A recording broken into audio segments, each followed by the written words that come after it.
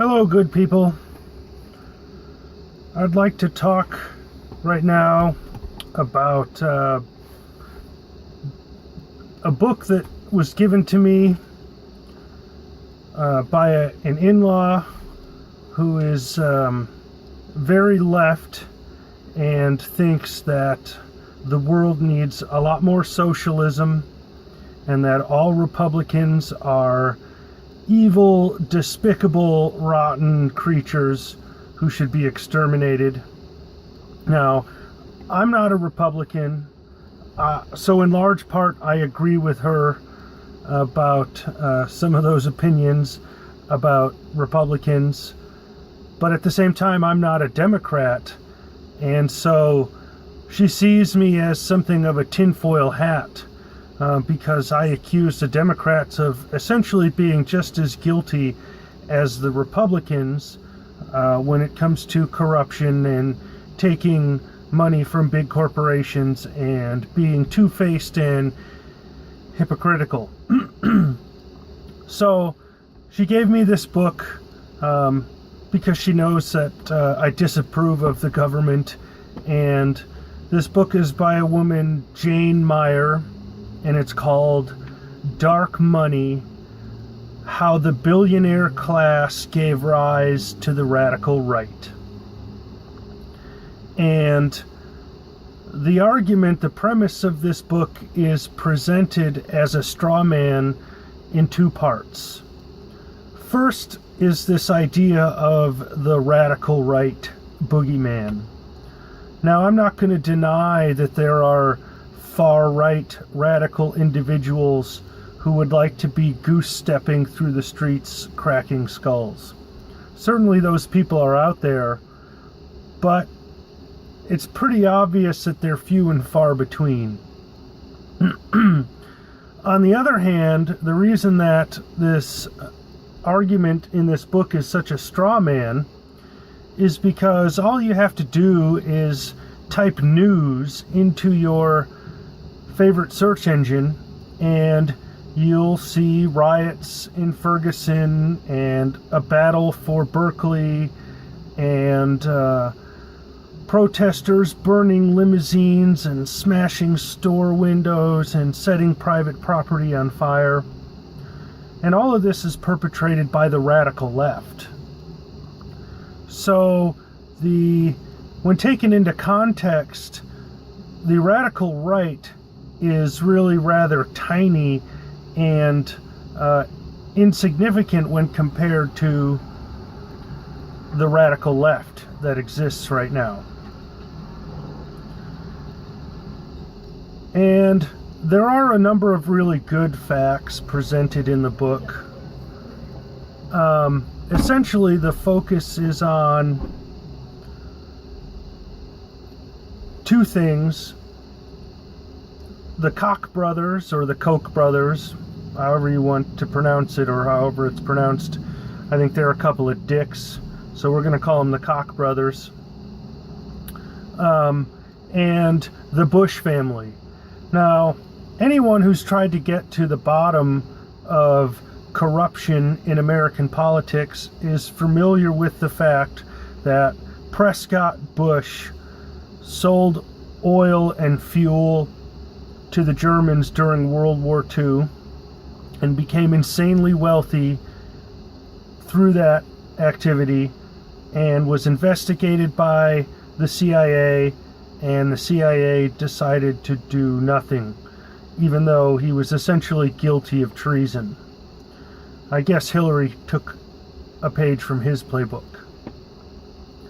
And the other set of facts, which are accurate, that the book really goes into great detail, surrounds the Koch brothers and corporations like Kraft Foods and their propensity to donate to right-wing or right-leaning candidates. And so the straw man is buried in all of these facts, which are very true and important and relevant to the current political situation in the United States.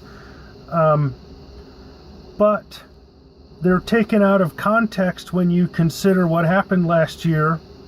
George W. Bush openly endorsed Hillary Clinton and did not vote for the Republican candidate. So the second part of this straw man is the fact that you have people who this author is claiming to be right-wing, supporting the leftist candidate. Now, Hillary Clinton is not a leftist. She's an establishment globalist pig, just like George W. Bush, just like Barack Obama, just like Bill Clinton, just like Herbert Walker Bush. So the straw man is this idea that these supposed right-wing billionaires are fueling this right-wing agenda. But really, these people with billions of dollars, whether they're right or left, because again, it leaves some of the context out. It leaves out people like George Soros, Henry Kissinger, and others who would be considered more left, and yet you can lump all of these people into the same category. And as I've said in previous videos, this isn't meant to be some kind of Trump apologist spiel. Trump isn't even a Republican, though. This is the funny part. Trump is a centrist Democrat, and if you don't believe this, all you have to do is type into the gargler Trump on Oprah, and you can see him talking about his views, and you can learn about all of the Democratic fundraisers and whatnot that he attended and gave money to. And my favorite one is a clip where he says, if I was going to run for president, I'd run as a Republican because they're stupid and they would believe anything. So that'll tell you how Trump feels about the GOP. But, you know, I just think it's funny. This is a New York Times bestseller, so of course it must be trustworthy. This book, Dark Matter, spends a lot of time focusing on the Koch brothers and their supposed contribution to the radical right. And yet if you go Google or Bing or whatever, since Google sucks, Bing sucks too, but it's a moot point. If you go research the who did the Koch brothers endorse during 2016 and what are they doing now, you'll find some recent articles describing how they've essentially put a bounty out there. They're willing to monetarily compensate any member of the GOP who openly opposes Trump policies. So again, the straw man is that these billionaire class people are on the right and they support some radical right agenda, when the reality is that they're no different than George Soros. They just play this two-party game to keep people confused, to obfuscate the truth about where these funds are being directed and to what end. So, if you're interested, you can take a look into this book, Dark Money, and you know, it's well written. It contains facts.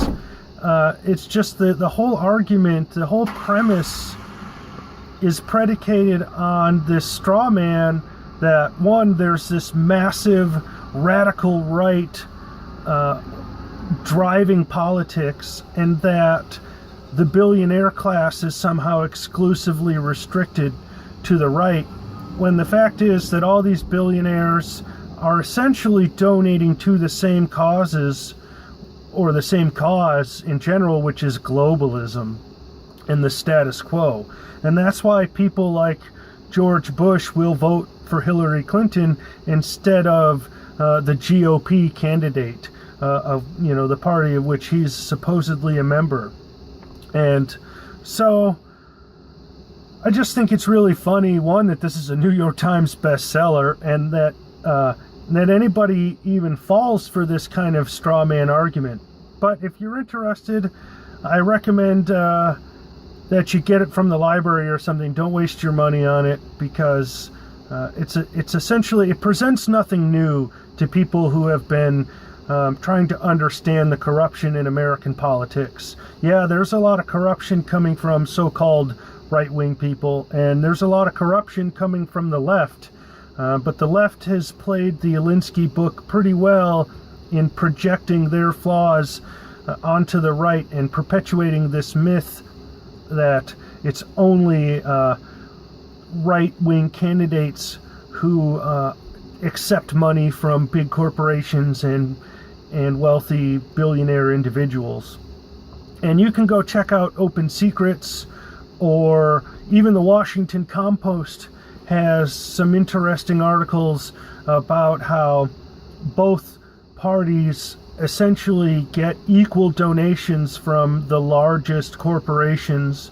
And if you really look into it, you'll see that Democrats get more donations from wealthy individuals than Republicans do, because individuals are more likely to donate to the Democratic Committee and the Democratic Party, whereas corporations are slightly more likely to donate to the Republicans. But those corporations are essentially donating to both parties in equal amounts, with the exception of one or two outliers. And there are far more individuals, wealthy individuals, donating to the Democratic Party than there are wealthy individuals donating to the right. Thanks for listening. I hope you found this interesting.